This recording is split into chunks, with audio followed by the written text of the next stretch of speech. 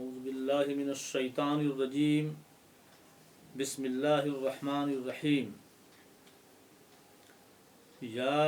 ایہا الذین آمنوا لا تدخلوا بیوت النبی الا ان یؤذن لکم الی طعام غیر ناظرین اناہ ولكن اذا دعیتم فادخلوا فاذا طعمتم فانتشروا ولا مستأنسین لحدیث ان ذالکم کان یؤذی النبی فیستحیی منکم واللہ لا یستحیی من الحق وَإِذَا سَأَلْتُمُوهُنَّ مَتَاعًا فَاسْأَلُوهُنَّ مِنْ وَرَاءِ حِجَابٍ ذَلِكُمْ أَطْهَرُ لِقُلُوبِكُمْ وَقُلُوبِهِنَّ وَمَا كَانَ لَكُمْ أَنْ تُؤْذُوا رَسُولَ اللَّهِ وَلَا أَنْ تَنكِحُوا أَزْوَاجَهُ مِنْ بَعْدِهِ أَبَدًا إِنَّ ذَلِكُمْ كَانَ عِنْدَ اللَّهِ عَظِيمًا إِنْ تُبْدُوا شَيْئًا أَوْ تُخْفُوهُ فَإِنَّ اللَّهَ كَانَ بِكُلِّ شَيْءٍ عَلِيمًا لا جناح علیہن فی آبائہن ولا ابنائہن ولا اخوانہن ولا ابناء اخوانہن ولا ابناء اخواتہن ولا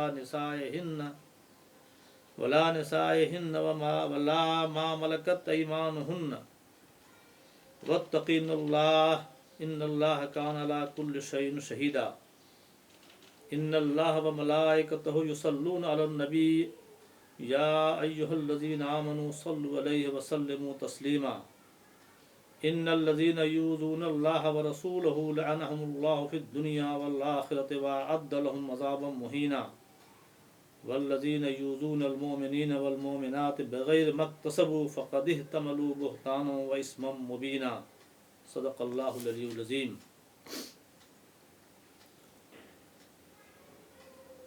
سورہ الاحزاب کا 7واں رکوع ہے جس کی تلاوت آپ نے ملاحظہ فرمائی۔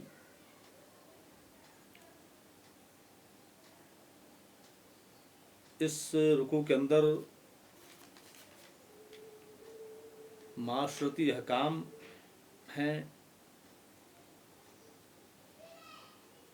نبی کریم صلی اللہ علیہ وسلم کہ ازواج مطہرات کے سلسلے میں موقف اختیار کرنے کا تذکرہ اور نبی کریم صلی اللہ علیہ وسلم پر درود و سلام بھیجنے کا تذکرہ ہے۔ حضرت زینب کے نکاح کے تعلق سے جو ولیمہ آپ صلی اللہ علیہ وسلم کی طرف سے ہوا تھا، اس میں بعض چیزیں خلاف شان اور خلاف تہذیب نظر آئی تھیں، اس کی طرف بھی اس میں اشارہ ہے، بلکہ احکام ہے، پردے کے ابتدائی احکام بھی اس کے اندر ہیں۔ نبی کریم صلی اللہ علیہ وسلم کا مقام و مرتبہ بیان کیا گیا اور ان پر درود و سلام کی تلقین کی گئی ہے۔ فرمایا جاتا ہے کہ اے لوگو جو ایمان لائے ہو، نبی کے گھروں میں داخل نہ ہوا کرو سوائے اس کے کہ تمہیں اجازت دے دی جائے، اور کھانے کی طرف اس کے وقت آنے کا انتظار کرتے نہ رہا کرو۔ یہ زمانۂ جاہلیت میں یا اس آیت کریمہ کے نزول سے قبل طریقہ تھا کہ نبی کریم صلی اللہ علیہ وسلم کے گھر میں بھی اور دوسرے گھروں میں بھی لوگ دھڑلے سے گھر کے مالک کی اجازت کے بغیر آ جایا کرتے تھے، جو ایک مہذب طریقہ نہیں تھا۔ آج کا زمانہ بھی، آج کے زمانے میں بھی اس جدید دور میں اس تہذیب اور تمدن کی ستائش کی جاتی ہے کہ کسی کے یہاں جایا جائے تو مالک مکان سے اجازت طلب کی جائے، وہ اجازت طلب کرنا چاہے دروازے کو کھٹکھٹا کر کے نوک کر کے ہو، یا گھنٹی بجا کر کے ہو، یا سلام کہہ کر کے ہو، طرح طرح کے طریقے ہیں، لیکن بغیر اجازت کے کسی کے گھر میں جانے کو آج پوری دنیا کے اندر اس کو ایک بد تہذیبی اور بد سلیقگی سے تعبیر کیا جاتا ہے۔ ایمان والوں کو یہ تلقین کی جا رہی ہے کہ نبی کے گھروں میں بغیر اجازت کے نہ جایا کرو۔ پتہ نہیں گھر کے لوگ کس کیفیت میں ہوں، کن حالات میں ہوں، اور ایسے بغیر اجازت کے کسی کے گھر میں چلے جانا گھر والوں پر بھی شاپ گزرتا ہے، اور پھر طرح طرح کے فتنے اور طرح طرح کے مفاسد کا دروازہ کھلنے کا خدشہ بھی رہتا ہے۔ یہ سمجھا جائے تو پردے سے متعلق ابتدائی احکام ہیں، یہ تمہیدی احکام ہیں، اور ان کی تکمیل سورہ نور میں ہوئی ہے۔ فرمایا کہ کھانے کا وقت جب ہو جائے، یا کھانے کا جب بیٹھے بھی رہو، جب اجازت مل بھی جائے تم گھروں میں جاؤ بھی، تو کھانے کے وقت کا انتظار کرتے نہ رہا کرو۔ نبی کے یہ شایع نشان نہیں ہے، یا کسی کے لیے بھی یہ ظاہر ہے اس طریقے کے خلاف ہے، ایک مہذب طریقے کے خلاف ہے کہ یہ کہہ دے کہ بھئی تم اب جاؤ اور بس ہمیں اب کھانا کھانا ہے۔ بسا اوقات ایسا ہوتا تھا کہ نبی کریم صلی اللہ علیہ وسلم کے گھروں میں تشریف لاتے تھے، لوگ آتے تھے اور بس کھانے کے وقت کا انتظار کرتے رہتے تھے، یہاں تک کہ کھانے کا وقت ہو جاتا، اور نبی کریم صلی اللہ علیہ وسلم اپنے حلم و بردباری کی وجہ سے اور شرمندگی کی وجہ سے کچھ کہہ نہیں پاتے تھے۔ آج بھی یہ طریقہ ہے سوسائٹی میں، معاشرے میں، کہ لوگ گھروں میں تو جاتے ہیں، گپ شپ بھی کرتے ہیں، باتیں ہوتی ہیں، طرح طرح کی باتیں ہوتی ہیں، اور کبھی کبھی خواہ مخواہ باتوں کو بہت طول دیا جاتا ہے، یہاں تک کہ ایک شخص خاموش طریقے سے انتظار کر رہا ہوتا ہے کہ کھانے کا وقت کب آئے۔ تو یہ انتہائی کسی کی عزت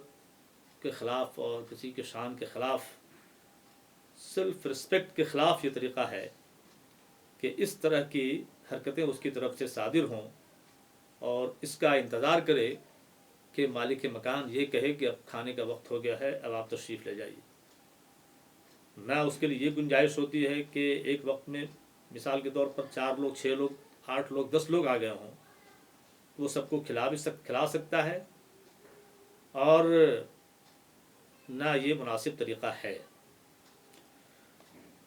فرمایا جا رہا ہے کہ وَلَٰكِنْ إِذَا دُعِيتُمْ فَادْخُلُوا فَإِذَا طَعِمْتُمْ فَانتَشِرُوا وَلَا مُسْتَأْنِسِينَ لِحَدِيثٍ۔ ہاں، جب تم کو دعوت دی جائے کھانے کی تو جاؤ، اور جب کھانا کھا لو تو پھر منتشر ہو جاؤ، پھیل جاؤ، چلے جاؤ، اور خوش گپیوں میں لگے نہ رہو، باتوں میں لگے نہ رہو۔ یہ ایک آئیڈیل معاشرے میں جہاں بہت سی چیزیں ہوتی ہیں، بہت سی تعلیمات مل کر کے ایک معاشرے کو آئیڈیل معاشرہ بناتی ہیں، ان میں سے ایک تعلیم یہ بھی ہے۔ یہ اس پس منظر میں دیکھا جائے کہ حضرت زینب کے نکاح کے بعد جب ولیمہ ہو رہا تھا، تو ولیمے کے موقع پر حضرت انس کی یہ روایت ہے کہ لوگ کھانا کھا کر کے، بہت سے لوگ تو چلے گئے، لیکن بعض لوگ بیٹھے رہ گئے اور گپ شپ کرتے رہے، یہاں تک کہ نبی کریم صلی اللہ علیہ وسلم نے اکتا کر کے ازواج مطہرات کے گھروں کا ایک راؤنڈ لیا اور اس کے بعد پھر تشریف لائے. اس کے باوجود جو ہے لوگ بیٹھے ہوئے گپ شپ کر رہے تھے، گفتگو کر رہے تھے. پھر آپ حضرت عائشہ کے گھر چلے گئے اور جب وہاں سے آئے تب پھر یہ لوگ کافی دیر رات جانے تک جو ہے یہ لوگ بیٹھے رہے تھے. جب حضرت عائشہ کے یہاں سے تشریف لائے تو پھر آپ حضرت زینب کے یہاں تشریف لے گئے. آج کی سوسائٹی میں، آج کے معاشرے میں جو ہمیں تعلیم ملتی ہے اس آیت کریمہ سے کہ جب کوئی دعوت دینے والا دعوت دے تو جایا جائے، وقت پر جایا جائے. یہ بھی کسی مہذب طریقے کے خلاف ہے، ایک مہذب طریقے کے خلاف ہے، شائستگی کے خلاف ہے کہ دعوت دی جائے، بلایا جائے 2 بجے اور پہنچ جایا جائے، آدمی پہنچ جائے 1 بجے، کہ معلوم یہ ہو کہ انتظام کرنے والے کو بھی دقت و دشواری ہو رہی ہو، اور پھر یہ ہو کہ کھانا کھا لینے کے بعد پھر جو ہے بیٹھ کر کے خوش گپیوں میں اس طرح سے منہمک ہو جائے آدمی کہ گھر کے لوگوں کو بھی کھانے کا موقع نہ ملے. اگر اس کا ساتھ نہیں دیتے ہیں، بیٹھتے نہیں ہیں اس کے ساتھ، تو بدتہذیبی اور بدتمیزی کے الفاظ منسوب کیے جاتے ہیں. اور اگر اس کے ساتھ بیٹھ کر ساتھ دیتے ہیں تو پھر ظاہر ہے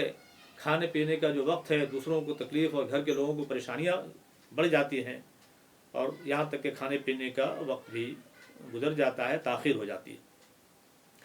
تو یہ طریقہ اختیار کیا جائے کہ ضرورت سے فارغ ہونے کے بعد، کھانے سے فراغت کے بعد فوراً پھر وہاں سے آ جانا چاہیے، اور خواہ مخواہ کی گفتگو کو طویل دے کر کے گھر والوں کو تکلیف نہیں دینا چاہیے. فرمایا کہ ان ذالکم کان یؤذی النبی فیستحی منکم، یہ چیز تمہارا یہ کرنا، یہ اس طرح کی حرکتیں کرنا نبی کو تکلیف دیتا ہے، لیکن وہ شرم سے تمہیں کہہ نہیں پاتا ہے. لیکن اللہ تبارک و تعالیٰ واللہ لا یستحی من الحق، لیکن اللہ تبارک و تعالیٰ حق کہنے سے شرماتا نہیں ہے. اللہ کا یہ حکم ہے،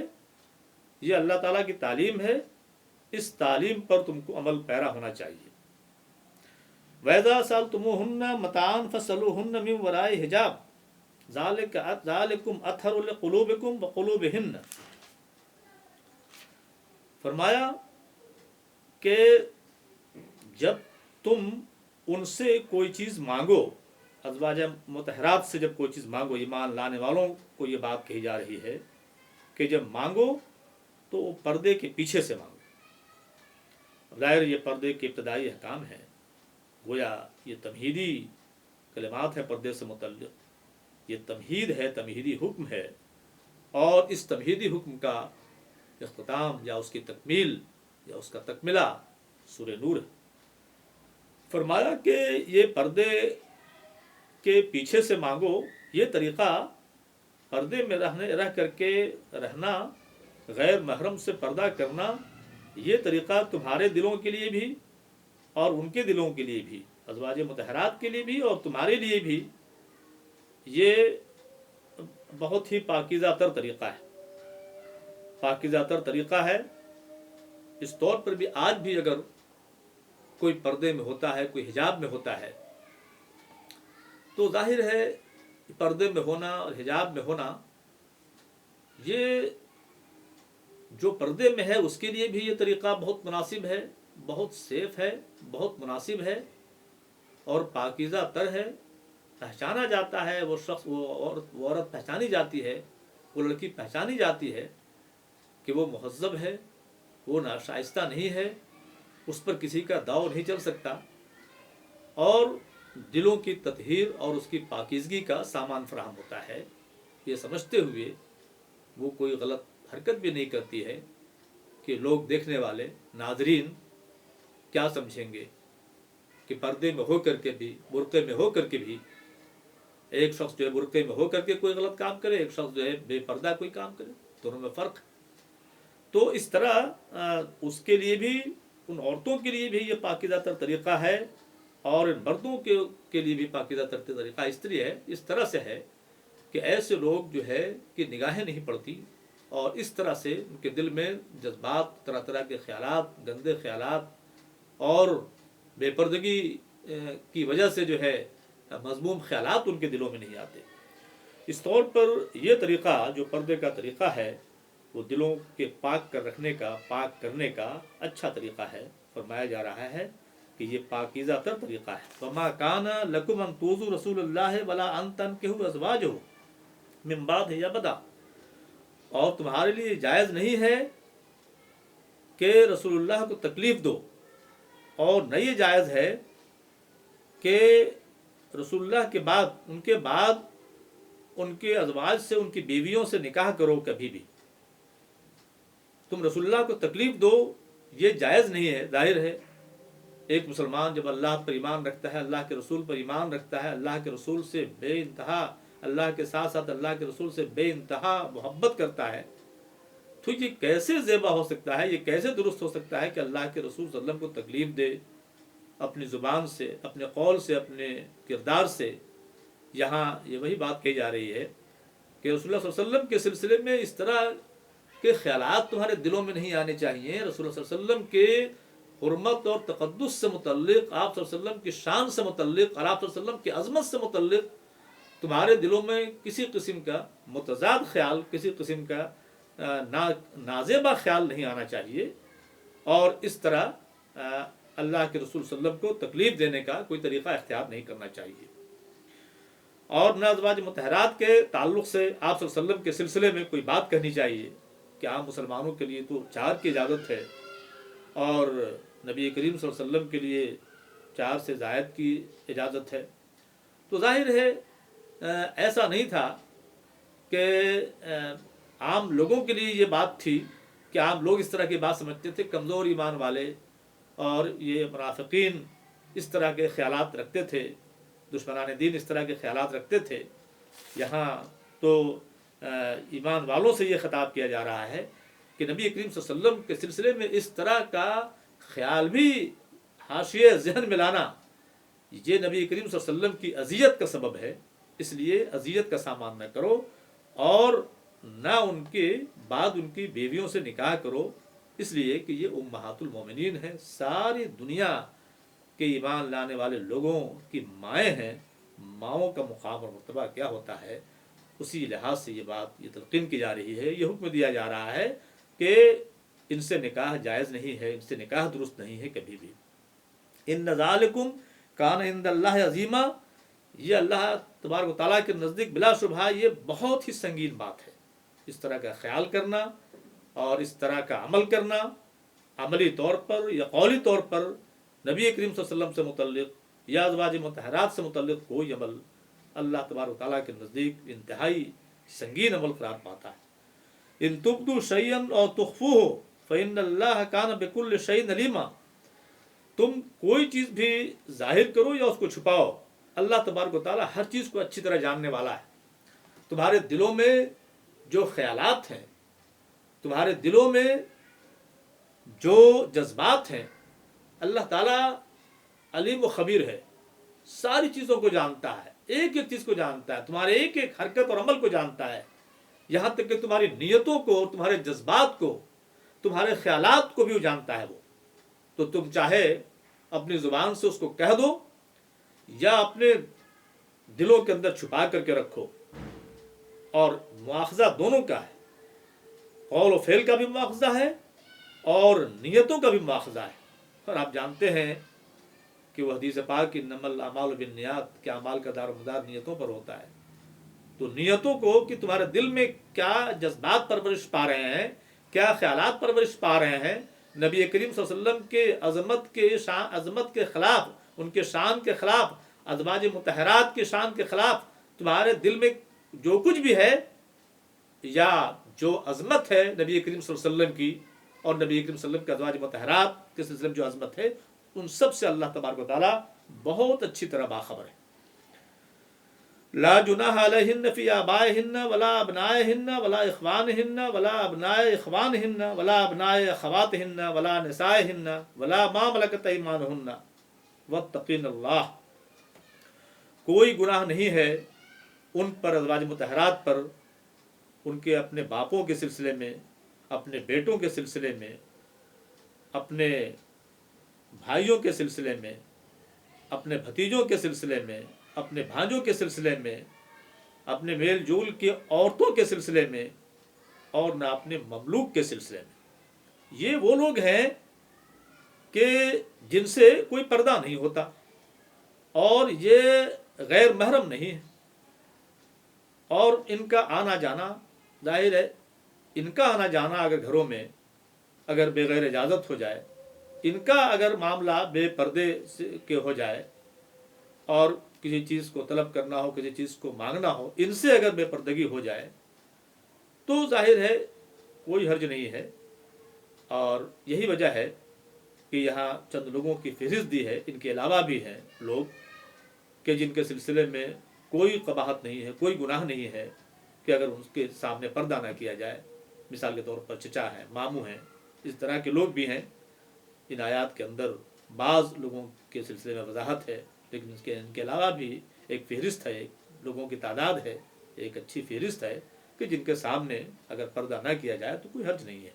اور ان سے پردہ نہیں ہوتا ہے۔ واتقین اللہ، اور اللہ تعالیٰ سے ڈرتی رہو۔ یہ دیکھیے، پرہیزگاری کا رویہ اختیار کرو، اللہ تعالیٰ سے ڈرتی رہو۔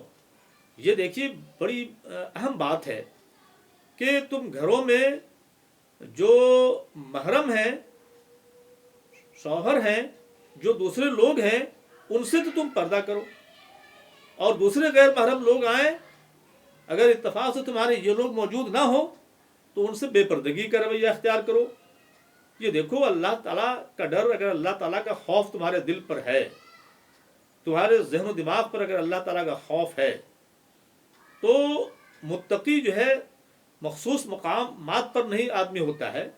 متقی ہر جگہ ہوتا ہے، جہاں کہیں بھی رہے وہ متقی ہوتا ہے۔ کوئی دیکھ رہا ہو یا نہیں دیکھ رہا ہو، اس کو اس بات کا احساس ہوتا ہے کہ اللہ رب العزت دیکھ رہا ہے۔ اس لیے ازواج مطہرات سے اس بات کی تلقین کی جا رہی ہے، اور ازواج مطہرات کے توسط سے عورتوں کو، دوسری عورتوں کو، ایمان لانے والی دیگر عورتوں کو، آج کی ایمان لانے والی عورتوں کو، مومنات کو تلقین کی جا رہی ہے کہ تقوی کو اپنا زیور بناؤ، اور اللہ کے خوف اور اللہ کی خشیت کو اگر اپنا زیور بناؤ گے تو یقین جانو تم جو ہے اللہ تعالیٰ کی نظر میں محبوب رہو گی، پاکیزہ رہو گی، بنی رہو گی، اور خدا ترسی کا رویہ اختیار کرتی رہو گی، اور کوئی چیز جو ہے اس سلسلے میں تمہیں راہ حق پر رہنے کے سلسلے میں، راہ حق پر استقامت اختیار کرنے کے سلسلے میں کوئی چیز تمہارے لیے مانع نہیں ہو سکتی ہے اگر تقوی کے زیور سے آراستہ ہو۔ ان اللہ کان علی کل شیء شہیدا، اللہ تبارک و تعالیٰ ہر چیز پر نگہباں ہے، ہر چیز کو دیکھنے والا ہے، ہر چیز پر اس کی نظر ہے۔ ان اللہ و ملائکتہ یصلون علی النبی یا ایھا الذین آمنوا صلوا علیہ وسلموا تسلیما، بلا شبہ اللہ تبارک و تعالیٰ اور اس کے فرشتے نبی پر، اللہ تبارک و تعالیٰ نبی پر رحمت فرماتا ہے، اس کے فرشتے نبی پر، نبی کے لیے دعائے رحمت کرتے ہیں۔ اے ایمان لانے والو، تم بھی نبی پر درود و سلام بھیجو، تم بھی نبی پر درود و سلام کا ہدیہ بھیجو۔ یہ دیکھیے، یہ بات جب تسلیہ کا صلہ اللہ کے ساتھ جب آتا ہے اور اللہ کی طرف یہ منسوب ہوتا ہے، تو اس کا مطلب یہ ہوتا ہے، درود پڑھنے کا تو مطلب ہوتا ہی نہیں ہے کہ اللہ تعالیٰ کی طرف درود کو منسوب کیا جائے۔ اللہ تعالیٰ رحمت فرماتا ہے، اللہ تبارک و تعالیٰ آپ کے لیے دعا فرماتا ہے، اللہ تبارک و تعالیٰ آپ کے بلندی درجات کی دعا کرتا ہے، اللہ تعالیٰ آپ کو ہر طرح سے محفوظ رکھتا ہے، اللہ تبارک و تعالیٰ آپ کو ہر طرح سے دشمنوں سے بچاتا ہے، اللہ تبارک و تعالیٰ آپ کے مقدس مشن کو پورا کرنے میں معاون مددگار ہوتا ہے۔ یہ ساری چیزیں اس کے اندر آئیں گی، اور فرشتوں کی طرف جب یہ منسوب ہوتا ہے تسلیہ کے ساتھ جب اللہ کا صیغہ، تو اس کا مطلب یہ ہوتا ہے کہ فرشتے اس کے لیے دعائے رحمت کرتے ہیں، فرشتے دعائے رحمت کرتے ہیں کہ آپ کا مقام و مرتبہ بڑھے، نبی کے درجات بلند ہو جائیں، اور ایمان والوں سے اس بات کی تلقین کی جا رہی ہے، ایمان والوں کو یہ بات کہی جا رہی ہے کہ تم بھی نبی پر درود و سلام بھیجو۔ اس کا مطلب یہ ہے کہ جس نبی کا تم پر اتنا احسان ہے، جس نبی نے تم پر اتنا احسان کیا کہ تم کو طریقہ زندگی بتایا، جس نبی نے تم کو اللہ کی کتاب سے روشناس کرایا، جس نبی کی سیرت نے اللہ کی کتاب کی تفسیر کی حیثیت سے تمہارے سامنے جو ہے ایک بہترین سرمایہ رکھا، اس نبی سے محبت کا تقاضا یہ ہے کہ ایسے زمانے میں خاص طور پر جب کہ نبی پر اعتراضات کی یلغار ہو رہی ہو، جب دشنام ترازیوں کی بچھاڑ ہو رہی ہو، ایسے موقع پر نبی کریم صلی اللہ علیہ وسلم پر درود کا نذرانہ بھیجتے رہو، نبی کریم صلی اللہ علیہ وسلم پر درود بھیجتے رہو۔ وہ حدیث آپ کے سامنے ہونی چاہیے جس میں 3 لوگوں کے بارے میں جو ہے حدیث قدسی ہے کہ نبی کریم صلی اللہ علیہ وسلم نے 3 لوگوں کے بارے میں جو بد دعا کی تھی، اللہ تبارک و تعالیٰ کی طرف سے وہ بات تھی، حضرت جبریل تشریف لائے تھے اور 3 لوگوں کی بشارت 3 لوگوں کے بارے میں خبر دے رہے تھے کہ 3 لوگ ہلاک و برباد ہوئے۔ نبی کریم صلی اللہ علیہ وسلم کی زبان سے بھی یہ کہلوایا گیا۔ ان 3 لوگوں میں ایک شخص وہ ہے کہ نبی کا نام آئے اور پھر نبی پر درود و سلام نہ بھیجے، وہ شخص ہلاک و برباد ہوا۔ اس پر آپ صلی اللہ علیہ وسلم نے لوگوں کو آمین کہنے کے لیے کہا۔ تو نبی پر درود کا نذرانہ بھیجتے رہو، وسلم تسلیما، اور سلامتی کی دعا کرتے رہو۔ نبی کریم صلی اللہ علیہ وسلم کے اپنے آپ کو نبی کریم صلی اللہ علیہ وسلم کے حوالے کر دو، نبی کریم صلی اللہ علیہ وسلم کی شریعت کے حوالے کر دو پورے طور پر، اس لیے کہ جب اللہ سے محبت کرتے ہو تو اللہ سے محبت کا تقاضا یہ ہے کہ نبی کریم صلی اللہ علیہ وسلم پر درود و سلام کا نذرانہ بھیجو، درود بھیجو اور ان کے لیے سلامتی کی دعا کرو اور پورے طور پر اپنے آپ کو حوالے کر دو، وسلم تسلیما۔ نبی کریم صلی اللہ علیہ وسلم کی حدیث سے بھی آیت کریمہ کے اس ٹکڑے کی وضاحت ہوتی ہے جس میں فرمایا جاتا ہے لا یؤمن احدکم حتی یکون ہواہ تبعا لما جئت بہ، تم میں سے کوئی شخص مومن نہیں ہو سکتا جب تک کہ اس کے خواہشات میری لائی ہوئی شریعت کے مطابق نہ ہو جائیں۔ نبی سے محبت کا تقاضا یہ ہے کہ ظاہر ہے ہماری محبت نبی سے اتنی ہو جائے۔ ایک موقع پر اللہ کے رسول اللہ نے فرمایا، جو حدیث پاک ملاحظہ فرمائیے، فرمایا کہ لوگوں تم میں سے کوئی شخص مومن نہیں ہو سکتا جب تک کہ وہ ہم سے اتنی محبت نہ کرنے لگے، اس سے زیادہ محبت نہ کرنے لگے جو اپنے ماں باپ سے کرتا ہے، جو اپنی بیوی بچوں سے کرتا ہے، جو اپنے اولاد سے کرتا ہے اور جو دنیا کے سارے لوگوں سے کرتا ہے۔ جب تک کہ محبت ان سب سے زیادہ محبت ہم سے نہ کرنے لگے، اس وقت تک جو ہے وہ مومن نہیں ہے۔ دیکھیے آگے فرمایا ان الذین یؤذون اللہ ورسولہ لعنہم اللہ فی الدنیا والآخرہ واعد لہم عذابا مہینا، کہ بلا شبہ جو لوگ اللہ کو اور اس کے رسول کو تکلیف دیتے ہیں، اللہ تبارک و تعالیٰ نے ان پر دنیا میں بھی لعنت کی ہے اور آخرت میں بھی لعنت کی ہے، اور ان کے لیے عذاب مہین، بہت ہی ذلت آمیز عذاب، رسوا کن عذاب تیار کر رکھا ہے۔ کسی بھی طرح سے تکلیف، قولی ہو یا عملی ہو، کسی بھی طرح سے تکلیف اگر ہم اللہ کو دیتے ہیں، اللہ کے رسول کو دیتے ہیں، ظاہر ہے اللہ کے رسول کو تکلیف دینا اللہ کو تکلیف دینے کے معنی میں ہے، اس لیے کہ اللہ کے رسول کی اطاعت اللہ کی اطاعت ہے۔ تو جب اللہ کے رسول کو ہم تکلیف دے رہے ہیں تو گویا ہم اللہ کو تکلیف دے رہے ہیں۔ تو فرمایا کہ ایسے لوگوں کے لیے دنیا میں بھی لعنت ہے، اللہ تعالیٰ ملعون قرار دیتا ہے، اور آخرت میں بھی ملعون ہوگا وہ، اللہ تعالیٰ اس کے لیے عذاب مہین، ذلت کن اور رسوا کن عذاب تیار کر کے رکھے ہوا ہوگا۔ والذین یؤذون المؤمنین والمؤمنات بغیر ما اکتسبوا فقد احتملوا بہتانا واثما مبینا، جو لوگ مومن مردوں پر اور مومن عورتوں پر بے قصور جو ہے مومن عورتوں اور مومن مردوں پر بے قصور جو ہے کو تکلیف پہنچاتے ہیں، گویا انہوں نے بہتان عظیم، بہتان کا اور بہت بڑے گناہ کا بار اپنے اوپر لے لیا۔ ظاہر ہے یہ بہتان ایمان والوں پر، ایمان والے عورتوں پر، مردوں کو تکلیف پہنچانا اور بغیر قصور کے جو ہے ان کو تکلیف پہنچانا، ان کی طرف باتیں منسوب کرنا، ان پہ الزام تراشی کرنا، ان پہ بہتان لگانا، یہ ساری چیزیں ایسی ہیں کہ جو بڑے بہتان اور بہت بڑے گناہ کا سبب بنتے ہیں۔ بہتان کی سزا اس دنیا کے اندر بھی ہے، اس قانون کے مطابق بھی ہے، اور اللہ تبارک و تعالیٰ کے یہاں بھی اس کی سزا ہے۔ اللہ تبارک و تعالیٰ بھی اس کی سزا